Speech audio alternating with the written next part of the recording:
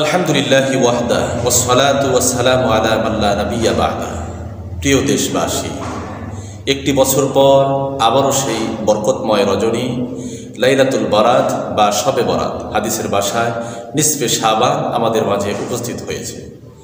চলুন আজকে আমরা এই বরকতময় রজনীতে কি আমল করব সেই সম্পর্কে নবী করিম সাল্লাল্লাহু আলাইহি সাল্লামের হাদিস মোবারক থেকে জেনে নেই। আল্লাহ নবী সাল্লাল্লাহু আলাইহি ওয়াসাল্লাম হাদিস মোবারকের ভিতরে বলেন, ইদা কানাত লাইলাতুন নিসফি মিন শাবান, যখন শাবান মাসের অর্ধতম রাত এসে যায়, ফাকুমু লাইলাহা, তোমরা রাত্রি যাপন করো, কিয়ামরত অবস্থায় নামাজ আদায় করো, ওয়াসুমু ইয়াওমাহা, এবং তার পরের দিন তোমরা রোজা রাখো।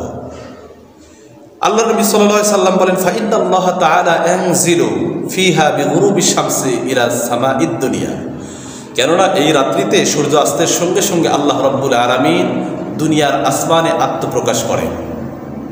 আল্লাহ রাব্বুল আলামিন এরকম বান্দাদেরকে ডেকে ডেকে বলেন, ফায়াকুলু, আল্লাহ পাক বলেন, আলা মিন মুস্তাগফিরিন, আছে কোনো ব্যক্তি ক্ষমা প্রার্থনাকারী যে আমার কাছে ক্ষমা চাইবে?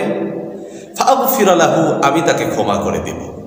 আল্লাহ রাব্বুল আলামিন তারপর বলেন, আলা মিন মুস্তারজিকিন, আছে কোনো অভাবী যে রিজিক চাইবে আমার কাছে? ফারজুকাহু, আমি তাকে রিজিক দেব।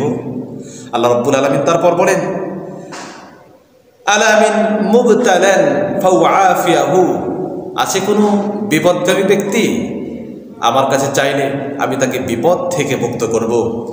আল্লাহ নবী সাল্লাল্লাহু আলাইহি সাল্লাম বলেন, আলা কাদা হাত্তা ইয়াতলু আল ফাজর, এইভাবে সুবহে সাদিক পর্যন্ত এই আহ্বান আল্লাহ রাব্বুল আলামিন জারি রাখেন। আজকে এই বরকতময় রজনীতে, শবে বরাতের রজনীতে আমরা নবী করিম সাল্লাল্লাহু আলাইহি সাল্লামের হাদিস মোবারক থেকে জানতে পারলাম, এটা ইবাদত করার রাত, জিকির আজকারের রাত, নামাজ বেশি বেশি করে নামাজের ভিতরে সময় কাটানোর রাত, এবং পরের দিন রোজা রাখা। আল্লাহ রাব্বুল আলামিন আজকে বরকতময় রজনীতে আমাদেরকে বেশি বেশি আমল করার তৌফিক দান করুক এবং পরের দিন রোজা রাখার তৌফিক দান করুক। ওমা তৌফিকি